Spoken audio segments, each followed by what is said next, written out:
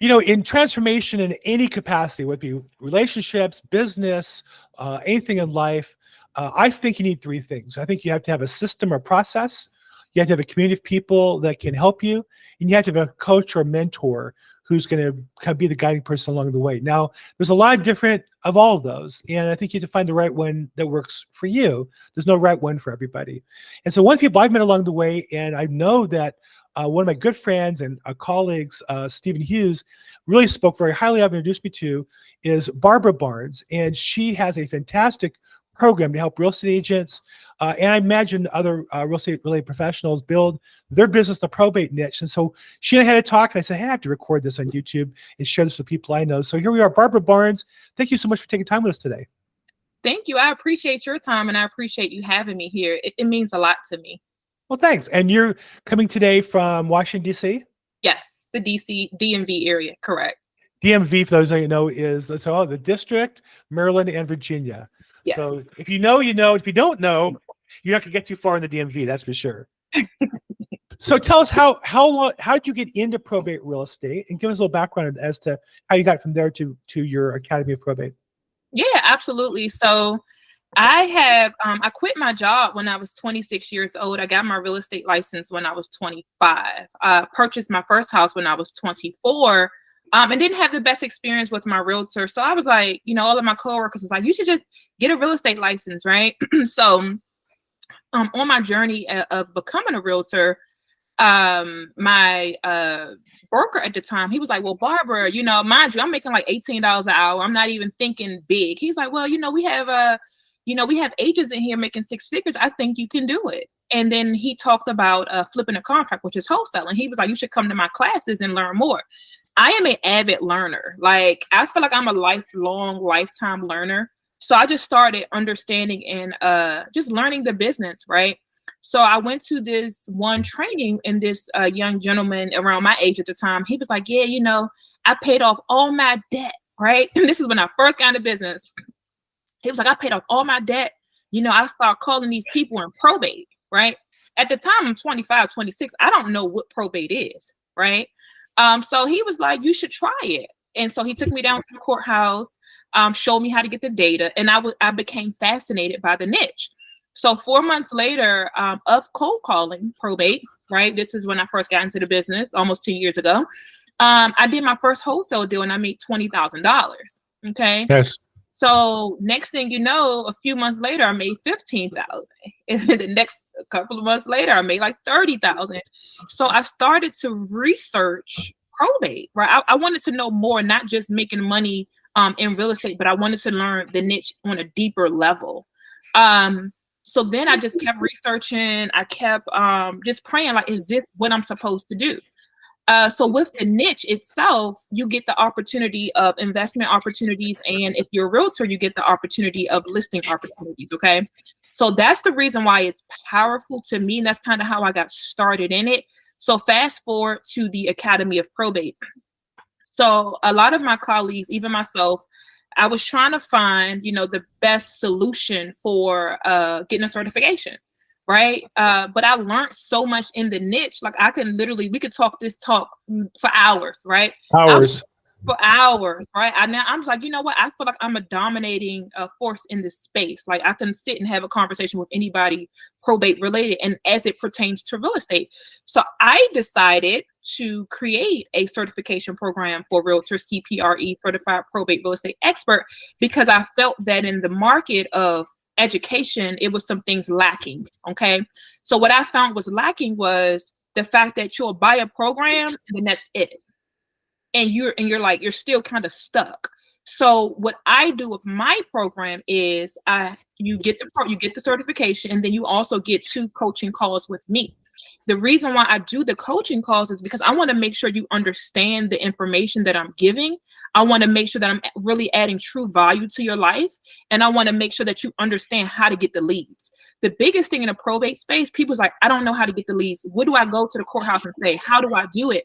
although I can tell you verbally, it's another thing to actually have somebody handhold you and help you research your market.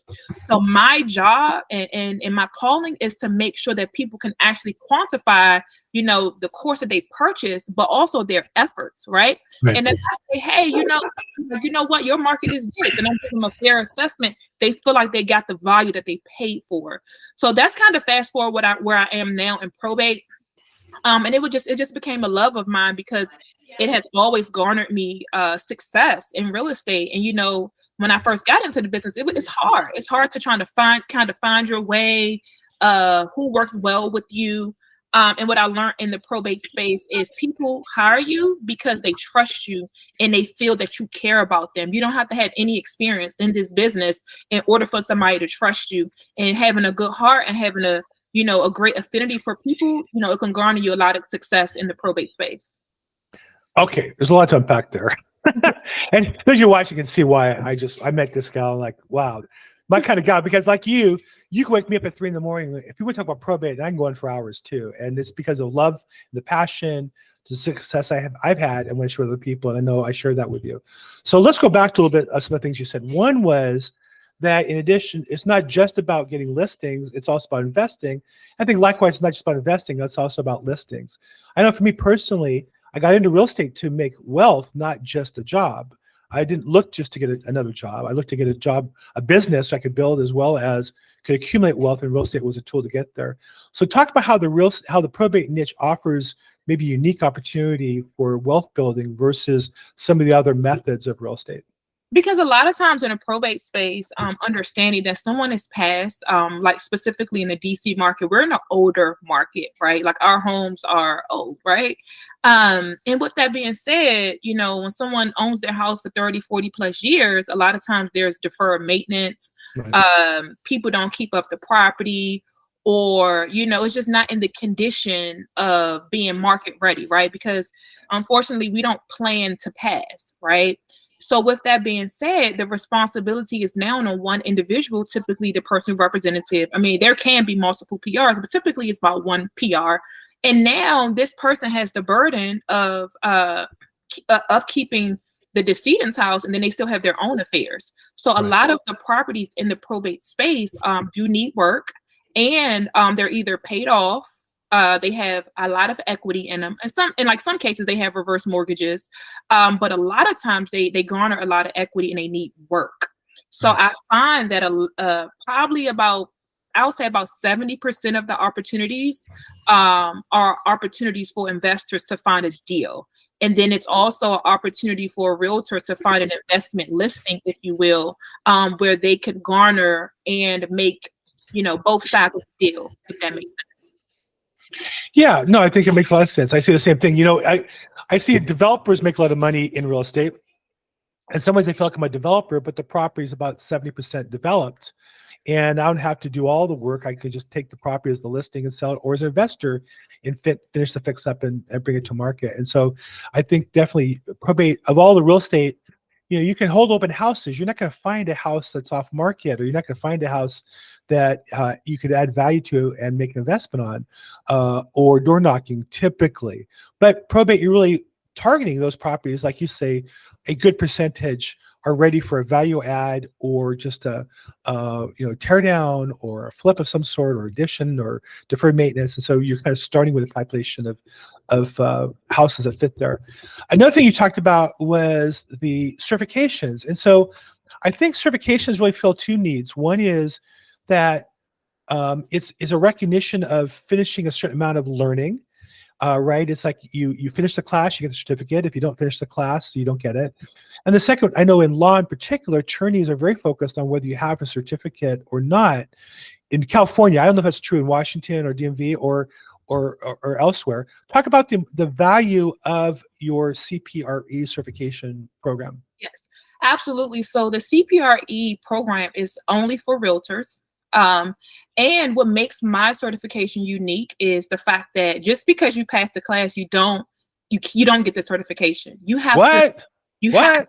Have, you pass the class. You got to give Yes, it to me. there are requirements set forth. I believe that is very important, that if you calling yourself an expert, or if you are a dominating presence in this space, you have to have some type of credibility behind you besides the certification, right?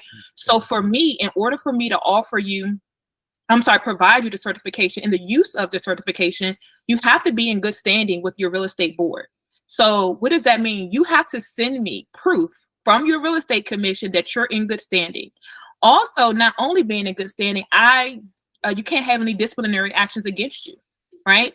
So that's really important to me, and that will cost you maybe like 25 to 50 bucks. You got to get this information from your real estate commission, because I feel that if you're going to go in front of a seller and call yourself an expert, you should have a level of authenticity about you, but also credibility, not just the certification. The certification doesn't make you credible. It's the things behind it, right?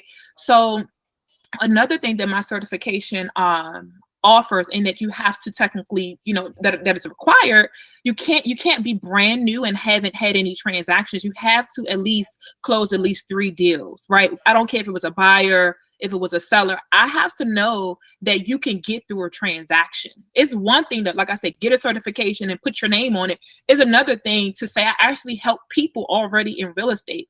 So I have a lot of new people come to me and say, hey, Barbara, I haven't closed a transaction. I say, well, you can purchase the course and you can get the information, but I will not allow you use of the certification, because I got to make sure that you can get people through this transaction. This is very spiritual for people. It's very empathetic. They lost loved ones. They have to trust in you, and you have to have something to trust in, not just a seal or mark.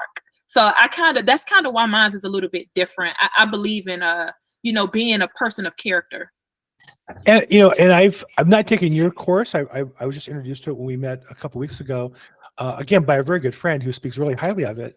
And I definitely have my list of things to do to add to it. I've taken about 4 or 5 courses, certifications, not because I needed the certification, but I found I learned different things from each one, and they become more valuable. And so I would urge everybody who's listening to think about, I do think it's good to have a certification in case an attorney asks you.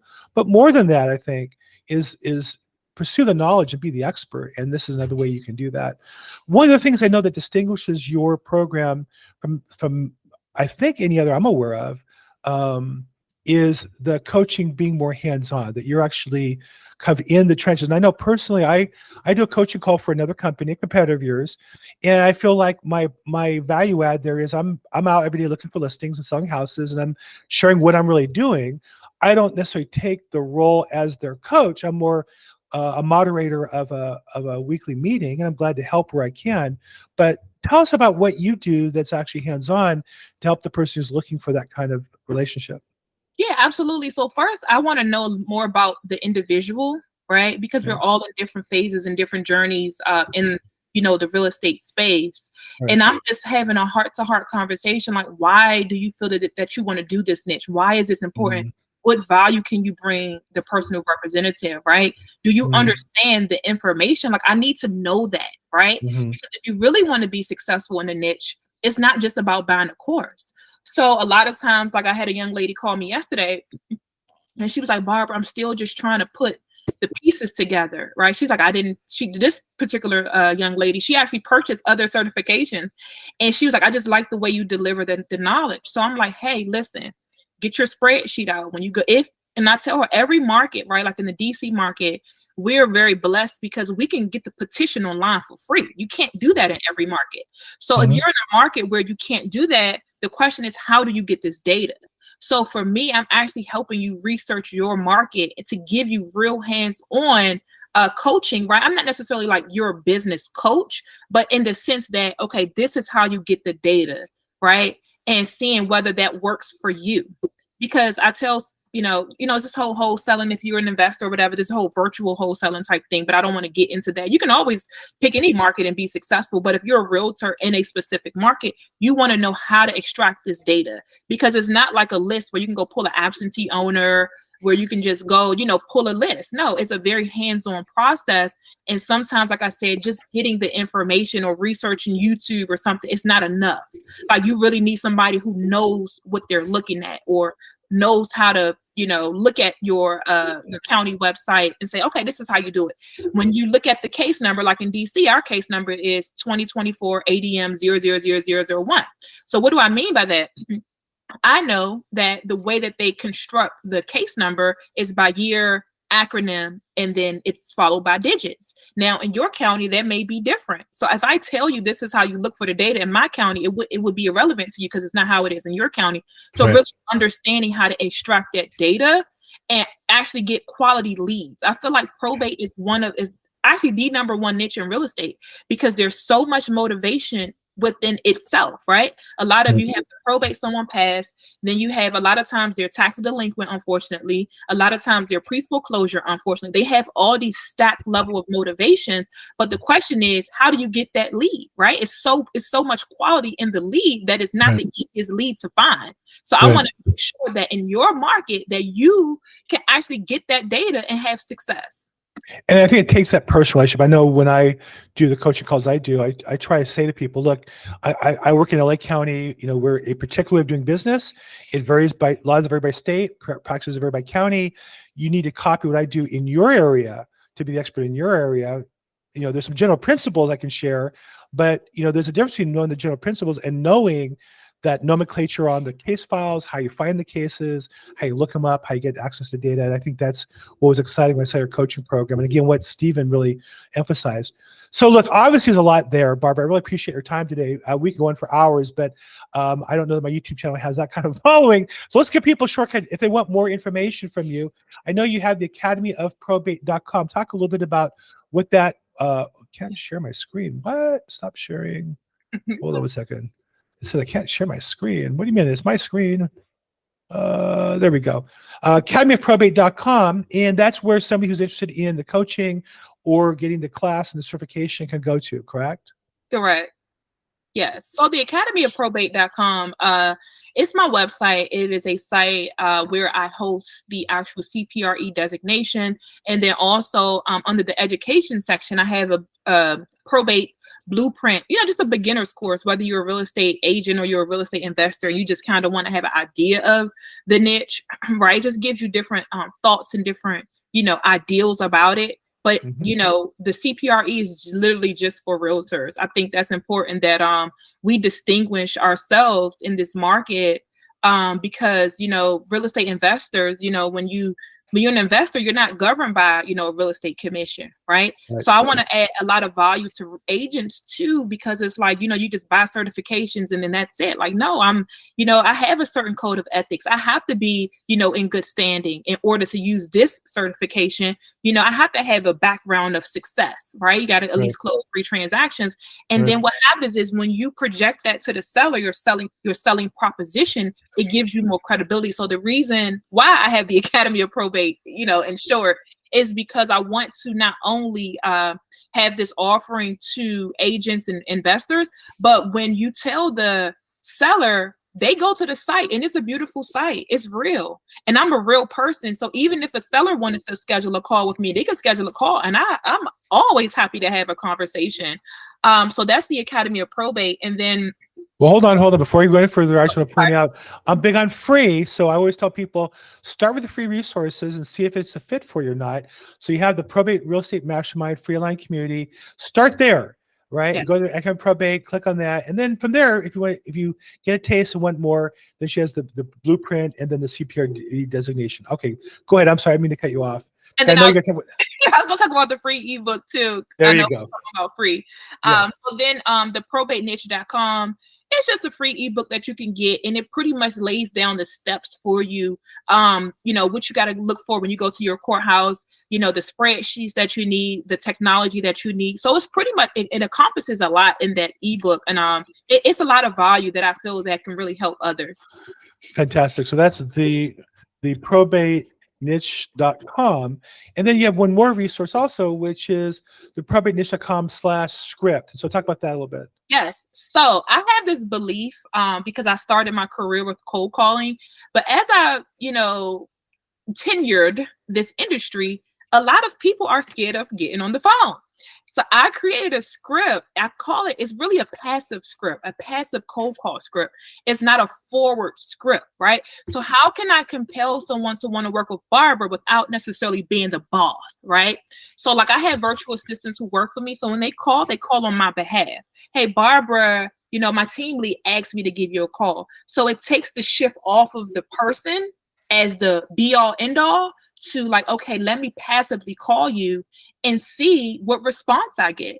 So I think that has been a lot of my success. I created this idea through trial and error. I've probably had about close to 10 W-2 employees. It was me, right? I hired wrong. I've had so many virtual assistants. And what I learned was everybody is not me, right? I can't expect you to be me. So let me create a script that puts you in your best light, right? And all your job is, you know, with the script is just to sell Barbara. Hey, how about, you know, I get you in a 5-minute call with Barbara. So even if you're calling, let's just say you're calling on behalf of maybe your partner or something like that, you just kind of get an idea of how to navigate the phone. So that's the reason for the script. Fantastic. So I'll put the links to the Academy as well as the ebook and the script in the description. If you're watching this, click down below for more information. If you want to get more Barbara, I know I want more Barbara. I signed up for the ebook, so look forward to reading that. Barbara, thank you so much for your time today. Really appreciate both your time with me as well as sharing with the community. I know there's a lot of different ways to do this. I work with another coaching company, but I feel like there's different flavors, approaches. Some people want more, some people want different. And I think you really offer some great offerings that agents should consider. And again, your Stephen Hughes book, so highly of you. I'm looking forward to my own journey with you as well. So thank you so much for your time today. I really appreciate it. Thank you. I appreciate you. Have a great one.